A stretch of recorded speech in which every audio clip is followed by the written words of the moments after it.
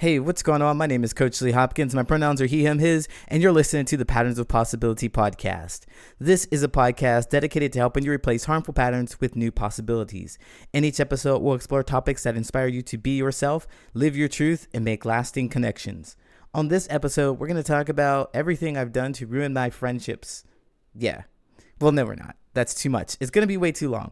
But there was one particular thing I was doing to ruin my friendships, and I felt really dismissed and discarded, even though I did the best I could, even though I thought I was a good friend. And if you're struggling with this too, if you think that you're showing up as a good friend, you might not be. And here are some reasons why. Are you ready? Let's go.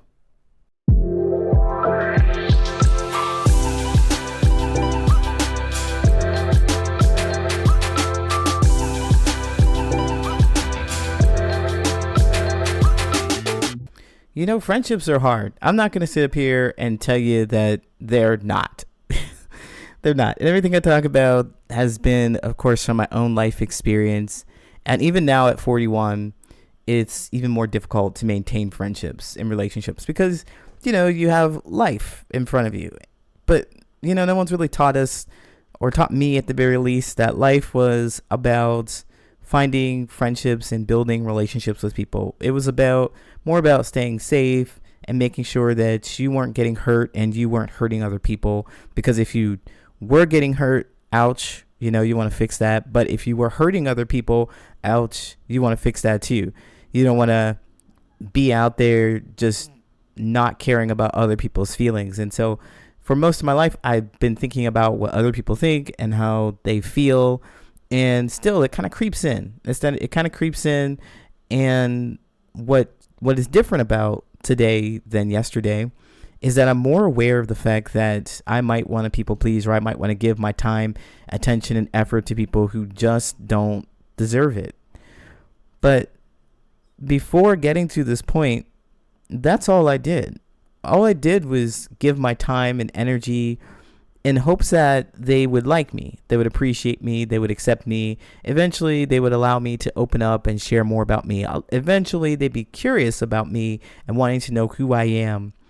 And I can tell you that never happened. That just never, ever happened. As long as I've been doing it, for the decades that I have been doing it, I would sit back and reflect on those experiences. It has never happened for me. That moment, there was no Kelly Clarkson moment like this. You know, some people wait a lifetime for a moment like this and they just never get it. But it's because it doesn't come through people pleasing.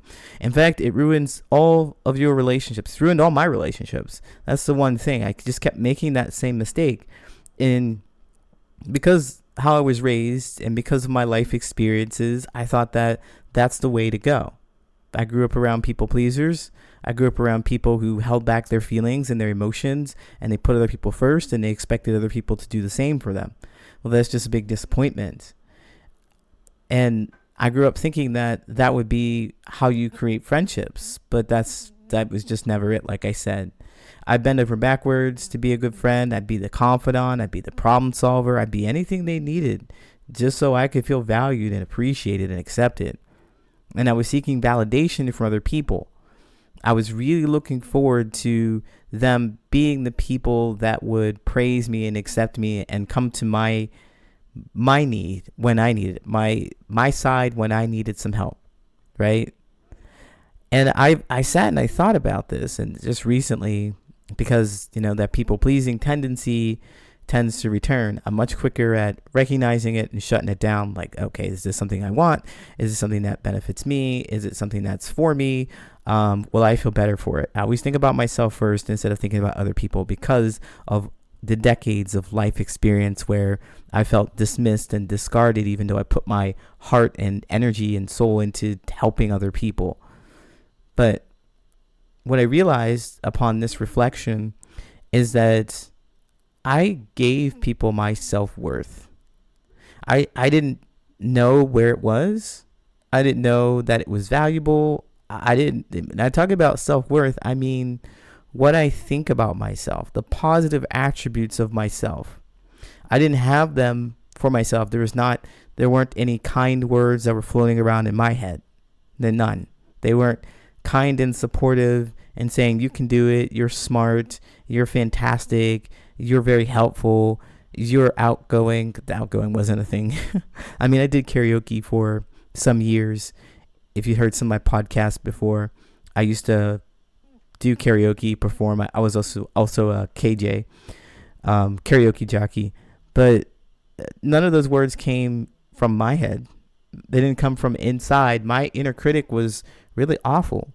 And so I didn't have any self-worth. I was looking for it outside of myself. I was looking for it in the affirmations of other people. So as I got older, more life experience, I realized that my self-worth is within me. It's not with another person.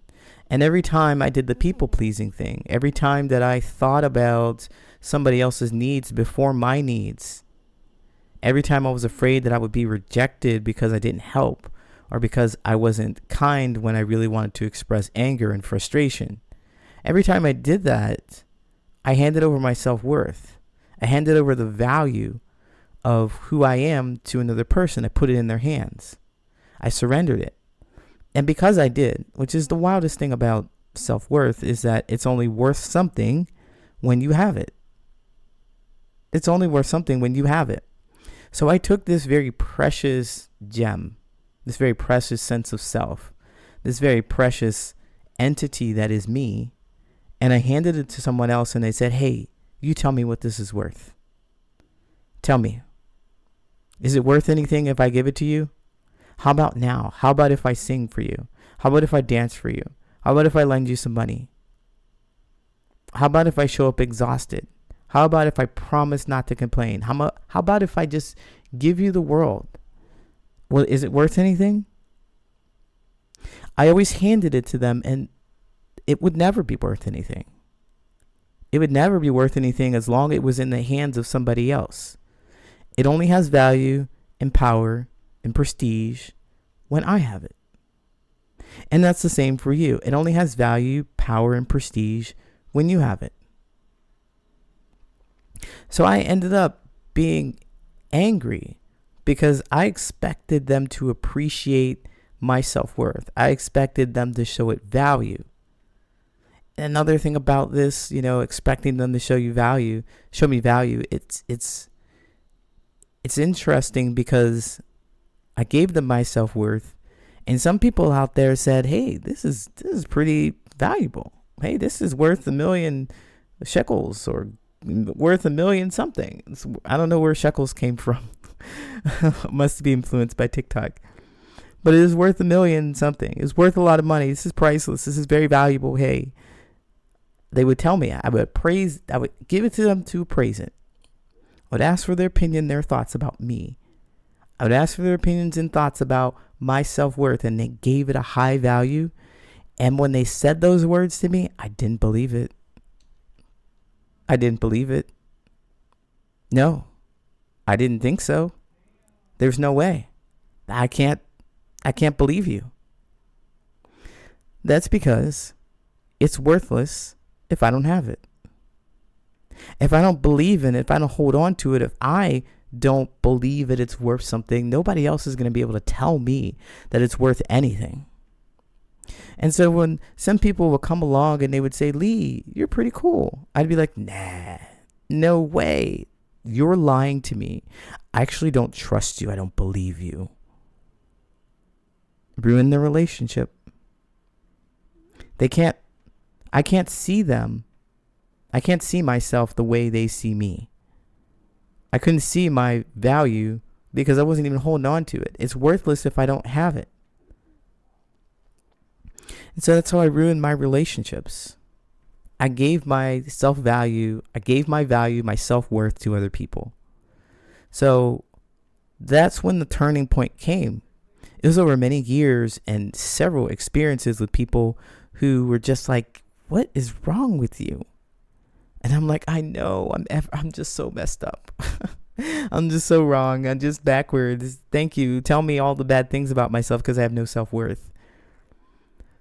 But I realized that experience right there where I gave people my self-worth and I was upset with them for telling me that it's worthless, telling me in ways as if they didn't appreciate the things that I've done for them. Those are the ways they told me it was worthless. I felt used and angry. So they told me it was worthless, and I believed them, but I was mad at them for telling me that was true. And then I would take my self-worth and give it to a different person. They would say, hey, this is pretty good. This is valuable. And I'd be mad at them for telling me that they believed in it because I didn't believe what they said. And I realized after doing this many, many times with many different people, just not believing it anyway, I'm like, wait a minute. I have to believe it myself. It's me. I'm doing something that's causing me not to make it valuable. I need to put my own belief into my own self-worth. And so here's a couple of things that I did to turn this around. One of the things that I stopped doing immediately, I would say immediately, but it took some time, of being very intentional, because there's like I have a fix-it brain, and when somebody has a problem, I launch into fix-it mode and I want to go fix that, but that's not helpful because they won't appreciate the value, and I won't appreciate them if they told me it was valuable. So I had to stop doing that, period. So I stopped overgiving. I learned to set boundaries, and I started to say no when I felt drained.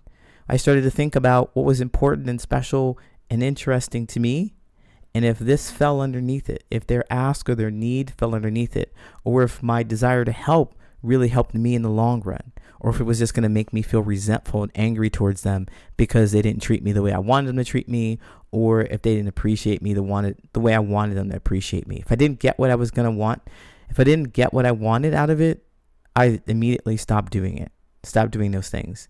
And that was hard. That was hard because there was so much of my identity.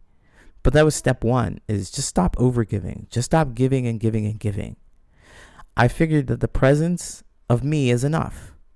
It is. And the presence of you in your friendships and your relationships around your family members is enough.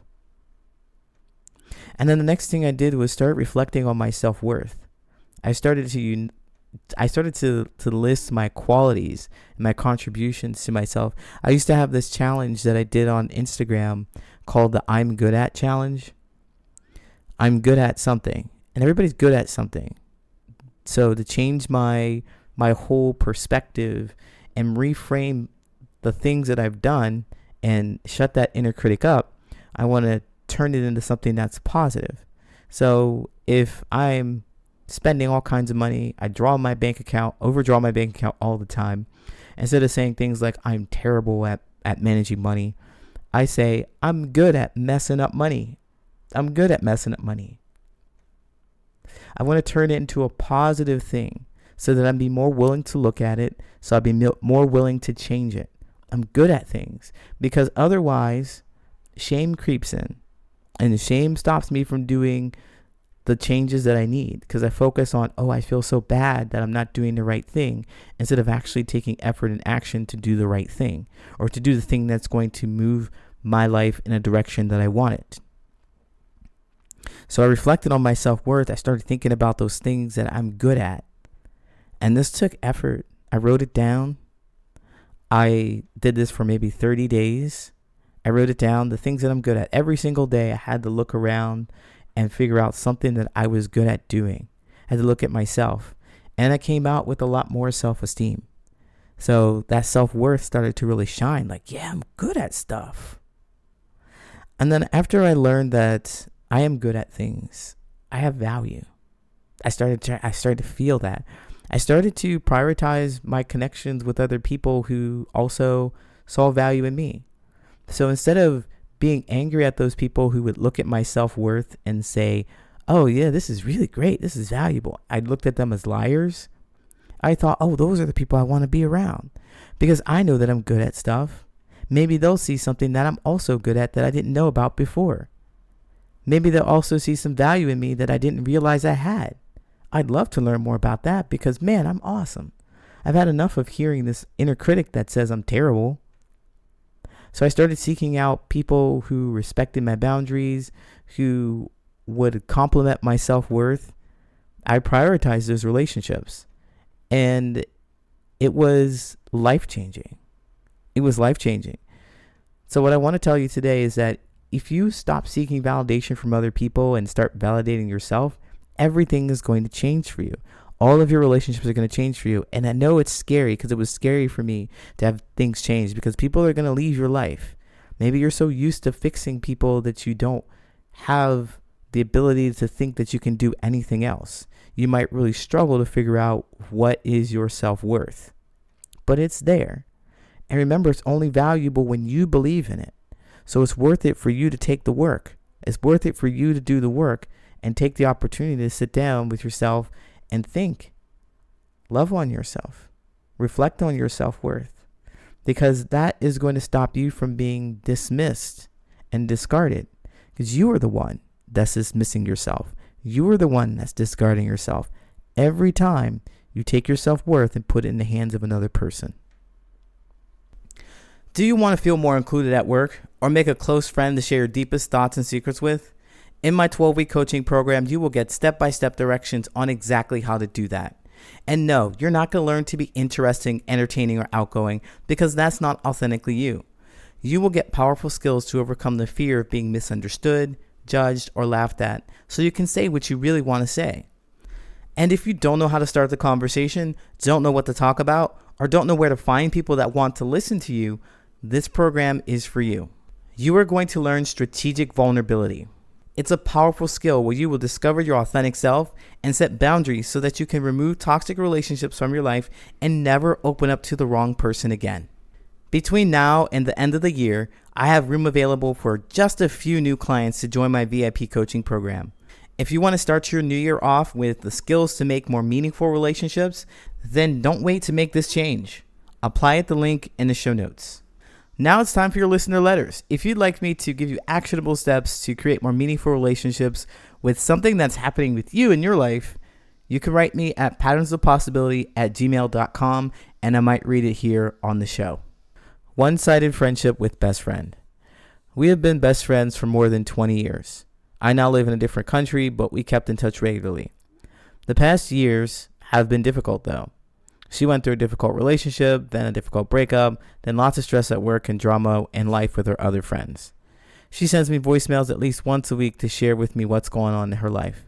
And I am supportive. I try to comfort her and offer advice when she asks for guidance or help. But I have noticed that she seems to never have the time to listen to the part of my own voicemails where I share about my own life. When I went through difficult times myself a year ago, with one of my family members, she knows it, and she didn't open my text for a couple of months. Then she proceeded to come back to talk about her challenges while ignoring altogether what I shared about my painful family situation. I was cold for a while, and she seemed to make an effort to be more mindful. And I've been distant, even though I've been distant. Now this brings me to the past week. I'm going to visit the hometown where she lives in a couple of months, and I mentioned that a few times in my voicemails. It didn't seem like she listened to the part where I talk about my life or my projects, and she's been doing that again for months. Last week, my blood work came back with wrong values, and they have further testing for cancer. I shared my anxiety about that with my friend in a brief voicemail. It was 3 minutes long and straight to the point. She opened it but never replied. I seriously want to let go of her because I don't like the way she makes me feel right now, like I'm unimportant and invisible, and how she uses me as a therapist. But I'm hesitant because we have so many great memories together, and it used to be such a great friendship. What do you think? Well, thank you for this letter. I'm sorry for all of this. This is a terrible situation to be in, feeling as if you were unimportant and invisible, and especially with, this health thing that you have, a health scare. I wouldn't even call it a scare. I don't know what's going on, but I hope that you're well if you listening to this. I hope that you get good news back, But with that said, that's even more of a reason to release this person, because you're going to need supportive people in your life. If you were to get to a place where you needed more support, this person is just going to stress you out. And that's just not helpful, especially in this kind of situation, of course, but it's just not helpful in any situation. So you're very aware of the fact that you are being treated as if you are invisible, as if you are the therapist. Immediately, I thought therapist friend. That's what you are. And so when I think about the therapist friend, I think about, how people pay a therapist to go to, you pay your therapist, you give them money, and they don't say anything about their lives, and they do the best that they can to help you figure out your life. They've been trained for that. They're paid for it. But you, on the other hand, you're not paid for it. So the expectations around being a therapist it should be the same as if you were being a friend. If you're going to be a therapist friend, pay you for that time. But let me roll back here and talk about the dynamic of the friendship, the therapist friendship. So you've been put up on a huge pedestal, a high pedestal, right? You're in this position where you're giving your time, your energy, it's emotional labor that you're giving so that she can feel heard and understood, appreciated and accepted by you. You do all that in hopes that she will do the same for you, and it just doesn't work. It's not working. You're noticing it's not working. And the dynamic there, and the reason why it doesn't work, is because, she's put you on a pedestal. Like I put my therapist on a pedestal. I trust that they have all the really great answers for me. They have insight. They have ideas. And I also look at them as a person whose problems aren't real. Like the therapist doesn't have any problems in my world. When I pay them however much it is an hour, $2.50 an hour, when I pay them, I don't care about what's going on with them. Honestly. It's like, honestly, they are there to serve me, and they're in that mindset too. It would be the weirdest thing, the most uncomfortable thing, if my therapist had come out and said, I'm having so many marital problems. I just don't know what to do, Lee. Coach Lee, help me. I'd run out there so fast. You broke the social construct of this relationship. The contract of the relationship says that I dump and you help me fix. I'm not capable of solving your problems or helping you solve your problems. You, therapist friend, have all the tools. You've been helping me for my entire life. I don't know how long you've been helping. You said you're friends for 20 years, but I imagine a dynamic like this might been happening for a long time, because it's something that I've done for years, is help, fix. Like just imagine, I can't help you. I can't help you. I can't help you. You have all the answers for me. You've always had the great advice. You always had the listening ear. I don't know what to do. And so I imagine that for a moment that maybe she's full of anxiety and she doesn't know how to help you. Maybe that's something that's happening. We don't need to look at what's happening with her, though. We don't need to look at the why behind it. Really, where you are, you need to focus on how you feel about what's happening with you today. Right? And our brains don't want to do that because we don't want to let go of things that we like, or we hope that has potential. That's why people collect things. People hoard things. They keep it in their house. They say, one day I'm going to fix this up and I'm going to change this and I'm going to do this and it'll be different. And you hang on to the notion and the idea that the relationship will be different. You hang on to that idea that one day it'll be different because it was great in the past. It worked very well. Well, here's the question that I want you to ask yourself. How will you know that this relationship will be different? What are the things that they could possibly do to show you that their relationship with you is going to change? And they have to be consistent with it. As I know in your letter, you said that they started to listen to you a little more and they started to be more intentional, but only when you got cold, only when you pulled away. They didn't want to let you go, so they thought they'd just throw a couple breadcrumbs at you. And that's how you're feeling right now. So you need to know, what is the expectation of your relationship? What's the limit? And what do they need to do to actually show up for you? So you tell them and you hold them accountable for it. Say, hey, I need you to be accountable for the things that you say that you're going to do. And if you can't do this, I'm going to have to let go of the relationship. And that's for you, listener, writer, that's for you. If they can't do what you want them to do and you're stuck right there, you have to examine this hope that your relationship will be different. Why? What stops you from going out to find other people? You're already living in a different country. You'll ruin your relationships if you continue to give and give and give. Eventually, I didn't say this in the introduction or in the first part of this podcast, but eventually, all the relationships that I gave myself worth to, they also discovered that it wasn't worth anything. So I'm over here giving myself worth, saying, do you think I'm valuable? Can you do things for me? Can you show up for me? And they were like, no. And they just dropped it and they let it go. This doesn't have any worth because I didn't give it any worth. It was worthless in their hands. And they eventually realized, oh, it's worthless. Now I don't want it. And they dropped it. And I share that with you because all of my relationships, people just let me go. Even though I gave and I gave and I gave. And if you continue to be this person who says, oh, I really need you to be there for me and you really need to show up for me, and they can't do it, they're going to freak out and they'll be angry and frustrated because you've changed. Now you're not the person who's the therapist anymore. You're demanding that they fix your problems. You're demanding that they hold space for you, and they're going to get mad and they're going to let go. That's what happened. That's what destroyed my relationships. That ruined my relationships. And you can see it happening right here because this person doesn't find joy in supporting you. How do you know that? Because they're not doing it. I really want you to start thinking about what a great friendship looks like today and in the future, and making steps towards making that happen. I hope this helps. Hey, thank you so much for listening. If you like this podcast, share with someone who you think could benefit from this information, and follow me on social media.